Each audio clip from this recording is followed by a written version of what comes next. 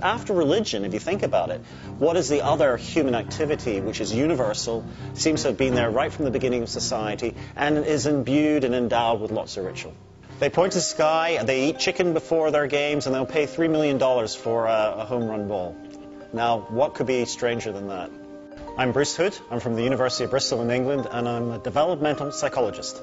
One of the reasons I went to university was actually to look into the phenomenon of the paranormal. I remember Uri Geller bending spoons, and this completely blew me away in many ways. And so I wanted to find out what this was, the mind and consciousness. And I bought into this whole story about the supernatural.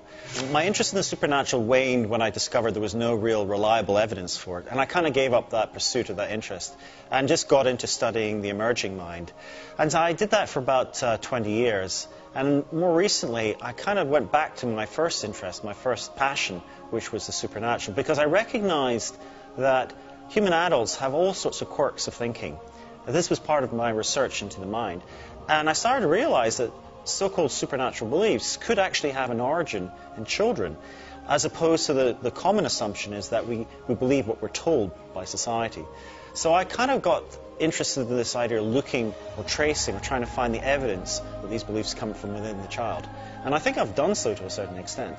If you look at the way that children reason about the world, they come up with all sorts of explanations to make sense of it. And very often those explanations are perfectly accurate. But other times they come up with all weird, bizarre notions and ideas about things, which if they were really true, would be supernatural. So for example, children think that vision works by something leaving the eyes, a little bit like Superman. Okay? And if you ask them to draw vision, they have these little arrows coming out of the eyes. Now, in fact, vision doesn't work that way at all. Vision works by information coming into the eyes. But if you think about this idea that somehow seeing is a process of, imposing yourself on the world or looking out towards the world, then that explains why 9 out of 10 adults think they can tell when they're being watched from behind. This is such a common assumption that people don't even recognize that, in fact, that would be supernatural if it were really true. So something which is just a misconception about how vision works could be seen to be the basis of what is a very common supernatural belief. The other one I should mention is the idea of the mind being separate to the body. Technically, we call this mind-body dualism.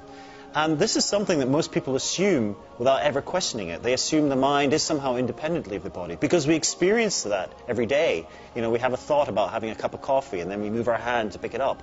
And we never really question that idea that somehow the mind can control the physical system. So mind-body dualism is a fascinating area, both in science but also in philosophy. And this assumption that the mind is separate to the body is something that children at 4 or 5 years of age will spontaneously think about. But if you then make that assumption, then that means the mind isn't constrained by the same laws that constrain the physical body, which then allows for the possibility of an afterlife, the mind somehow existing once the body is gone. So you can see very easily how that kind of notion could underpin notions of the afterlife, ghosts, spirits, and so forth. And that's what I think culture is building upon. I don't think we're indoctrinating children with the idea of ghosts. I think that's just a natural way of thinking about the living body.